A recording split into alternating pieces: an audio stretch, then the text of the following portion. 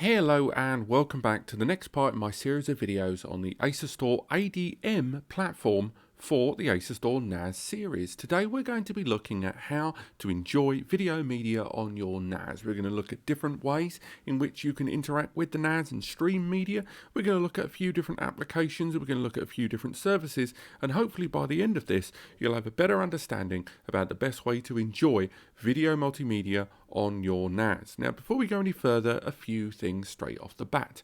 This is the latest part in my series, but a lot of the little background features, particularly those that include things like Dlna media servers and managing some of the file management options, I cover in a greater degree of detail in parts 1 through 3 of this series. So although I will refer to them in this video, I'm not going to go into an enormous amount of detail, otherwise those of you that have followed this series all the way through will just get bored of the repetition.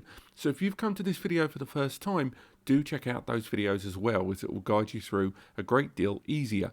The second thing I'm going to talk about in this video with regards to multimedia is that I'm only really going to be looking at first-party applications. For those that aren't aware, that means these are Asustor's own applications. There are a vast number of applications to enjoy your multimedia on your NAS. However, a lot of those are third-party and to different ends. So although a lot of them are very useful, it's worth highlighting that popular ones such as MB or Plex will be covered in a different video, and I'm only going to be looking at the applications that are included with your NAS, with a few minor exceptions which will become clear as the video continues. Now, what we're going to be looking at predominantly is this application here. Looks good. It is the first-party application from Asustor that allows you to stream media remotely over the internet or over your local area network. It takes advantage of metadata scraping, and the presentation of media is pretty darn good. Again, we'll go into more detail later on, but for now, let's go back into the main user interface there. So, this is the ADM login on your web browser. Again, you can access this via a multitude of different applications, all of which are available from the download center, that also include mobile applications too. Some of the mobile applications also allow you to access your video media in a greater degree of detail, and it's also worth remembering that some Asustor NASs have Hdmi outputs, which can be utilized to have a parallel access point on your NAS accessible via your TV or large HDMI monitor, which can then be navigated either with an infrared remote in some cases or network remotes, with Asustor themselves allowing their own AI remote that allows you to utilize your mobile phone as a remote control for the system that's plugged into your TV from your sofa. You can also use KVM setups, known as keyboard video mouse, to control it either with a Bluetooth wireless remote controller mouse or wired USB controllers and mice. Now, today's video we are utilizing the Drive Store series, which doesn't have an HDMI out. However, many of the different Asustor NASs out there have HDMI out and USB ports for different connections. So again, there's a lot of flexibility there. On top of that, when you are utilizing your Asustor NAS, some Asustor NASs in the settings menu, if you go in and select the general option there, you can select media mode, and media mode allows the system to re-gear itself internally to focus with its memory towards multimedia, something which means that if you're using your NAS predominantly for media, and in particular video media, it will make sure that a proportion of the memory internally will always be held for multimedia use for snappy response times. This can be particularly useful for transcoding, but also general playback it will assist. Now, if you want to add media to your NAS, you've actually got several means to do it. We've already talked in previous videos about the ability, if you choose to map a network drive, and that allows you to add the network drive that is your NAS via the application from Asustor known as Control Center to find the NAS on your local area network, and then you can go ahead and add, if you choose, to add a mapped network drive or access directly into the multimedia setup there. Again, lots of options to interact. Or if you choose to, you can just go ahead and drag and drop a file directly onto the NAS. Now, do take note of where your media is on the NAS. If you have installed multimedia tools, many of them, including video applications, will create a new folder on the structure of your NAS for video. But you don't have to use that folder. You can place media in any folder you choose, because a number of these applications will allow you to redirect and choose where your media is going to reside.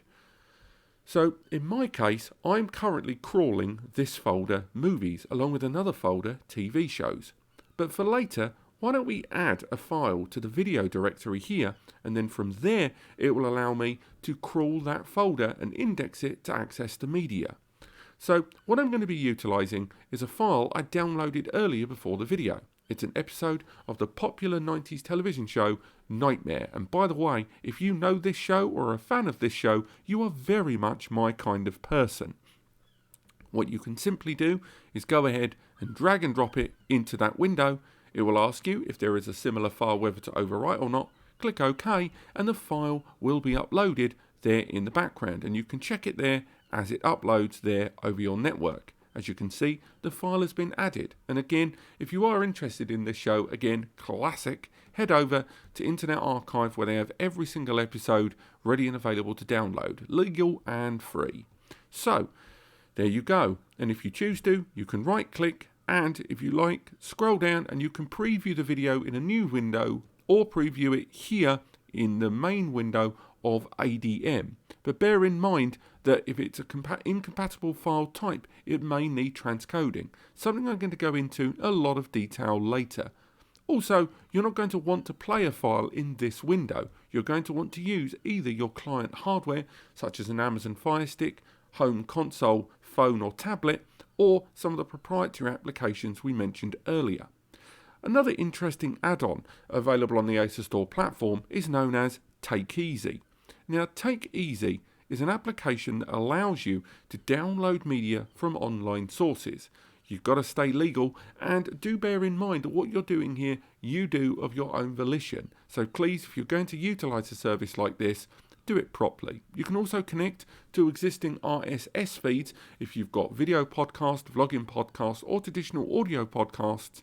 They can be added here and downloaded onto your NAS easily and automatically as new episodes are added.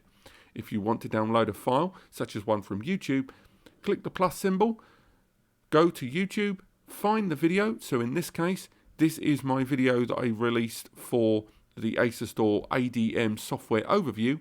Copy the link, head over to the NAS, paste in the link, and then click Next. It will then quickly check what the source of that file is, and then it will allow you to download that file directly onto your NAS. Then you can change which file and directory you want that file to go into, so then it can download this file easily. The amount of time this will take will depend on the density of the file and, of course, the sheer length of the video or indeed audio file that you're downloading. You can even change the download directory by default, which will allow you to download these files directly into the destination directory that may be being accessed by your multimedia applications. It even allows you to change the supported quality depending on what the qualities are the files uploaded in. And again, you can change where you want the file to go, and it's as simple as that. And when you're ready, you click download. I'm not going to do that for this video because I'm already going to be utilizing the network for other things, but it's that straightforward. And then you can monitor the tasks in the background, and then as a job is done, it will appear in the destination folders you choose. So far we've talked about how to put files onto the NAS in a few different ways. Now let's talk about how to enjoy those files. Now, obviously, as mentioned, Looks Good is their premium first-party application. But if you're utilizing a system that doesn't allow you to download proprietary applications, such as Amazon Fire Stick not having an Asustor application, or you're using a device that has no GUI or graphical user interface to install apps, you can always take advantage of Dlna and UPnP media servers. Now, I have covered this in the other videos prior to this, but I will touch on them again a little here. Dlna and UPnP are the easiest means for you to enjoy media from your NAS on your local area network. The local area network are devices that are connected to the same router or switch as the NAS. Now, UPnP is probably the most straightforward of the two, and Dlna is supported on much older devices. Either way, both of these can be very, very usable. Let's look at Mini Dlna first.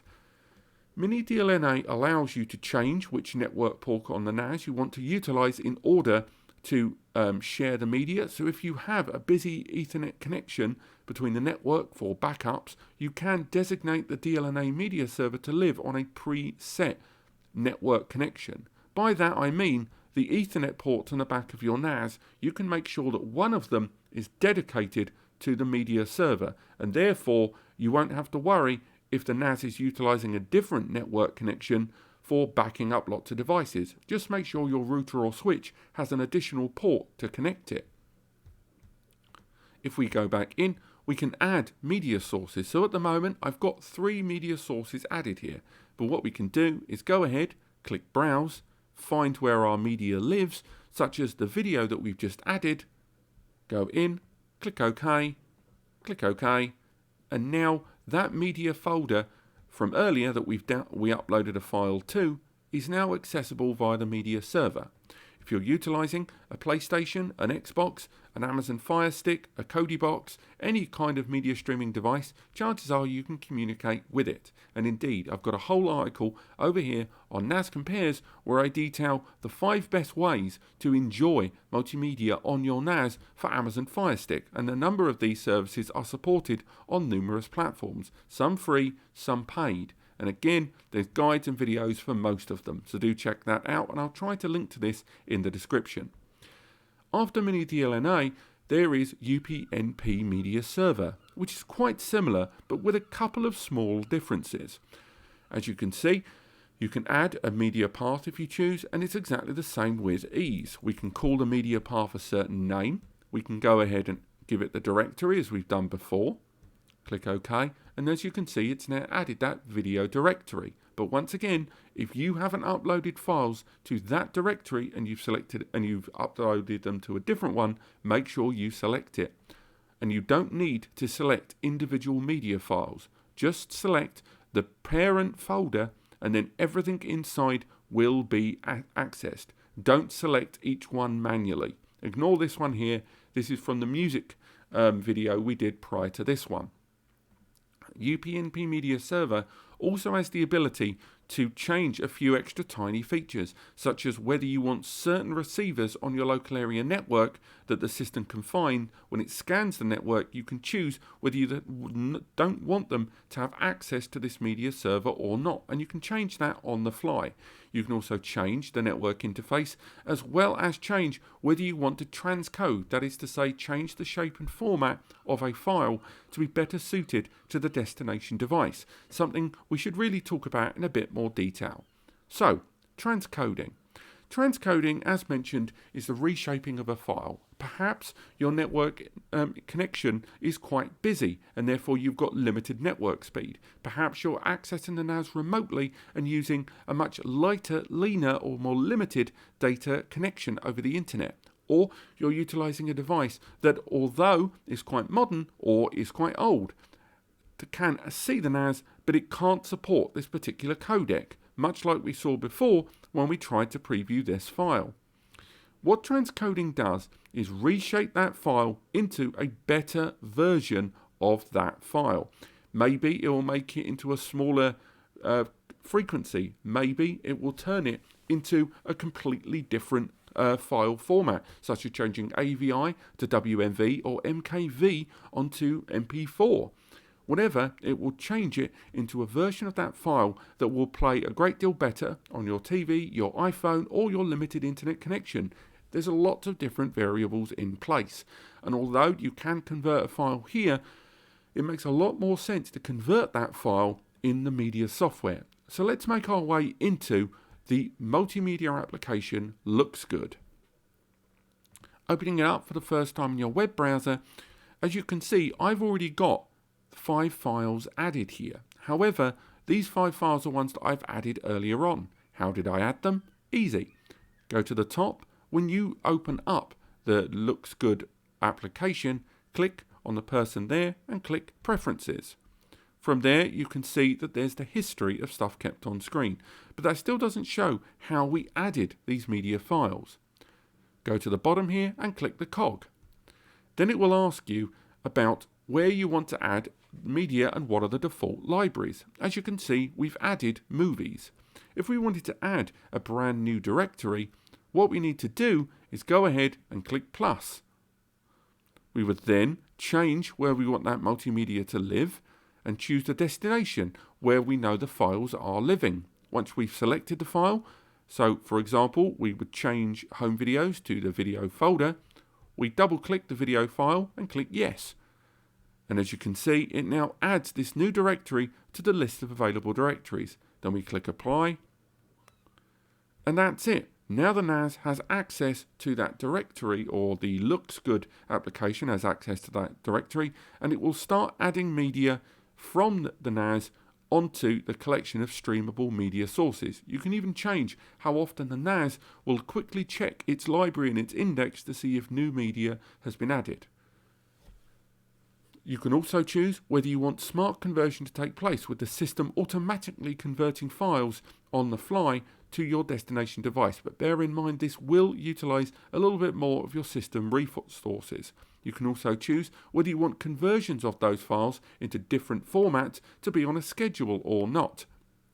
You can even decide whether you want the new version of that file to move into a new location, or to be kept in the same location as the original larger file.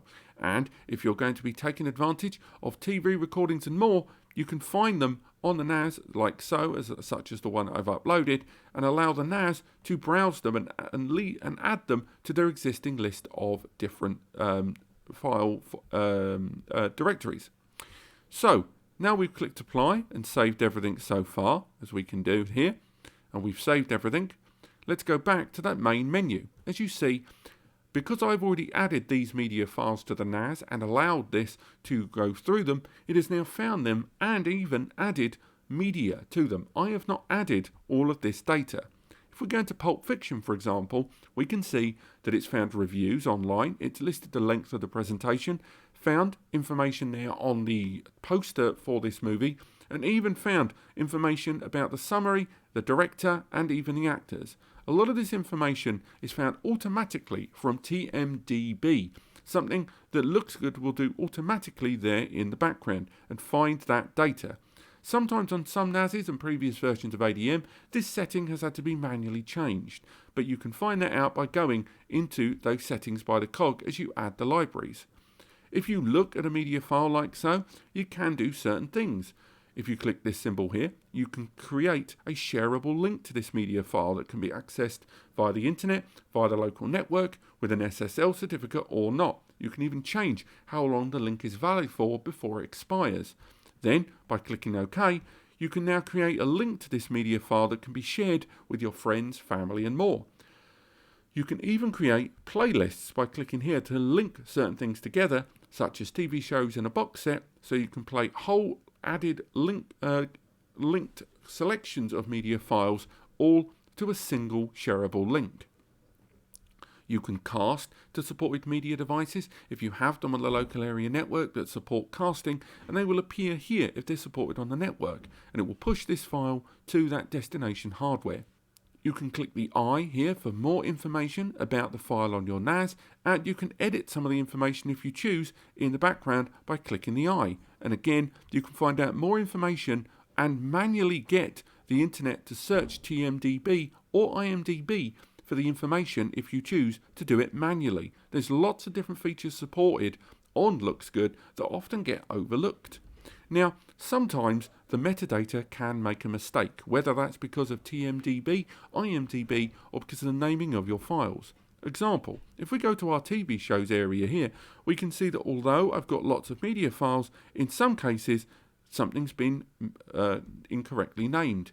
These are episodes of Black Books, however, they've clearly got the wrong information from the source. So we can go into the file if we choose, and then once again select the pen, and then we can go through the internet and find more information about the poster and where it's been found. We can upload manual images if we choose, or search a different source for more information. And again, it will then resequence and look online for more information and replace that if it can find a more accurate image for the thumbnail there. Let's look at playing a file. Again, we are looking at playing this file via the web browser, and a lot of the time you're not going to want to do it that way. If we go ahead and click play, it will play the file here on screen. But before it does so, it will ask you what picture quality you want. This is another way in which the system is going to convert the file in real time to a more lighter or better playback version of that file. For example, we're currently playing it, this is a 1080p file. But if we choose to, we can go ahead and go down to 480p, and then we click play, and it will play here in the window using the Asustor AS player. Conversion can take extra time, as you can see there, and it will increase the resources being used by your NAS. So do make sure, if you're doing this, to utilize a NAS that's got some extra hardware, as you can see, it will use more hardware when trying to play back files in this manner. Once it plays it here in the browser window, there isn't a lot of configuration options open to you. Though if you are accessing this remotely, you should have options to transcode the file on the fly, or if you choose to, you can edit and play back and change some of those transcoding actions there in the background on the desktop interface of your NAS. You can already see that it's lowered the resolution to 480p there.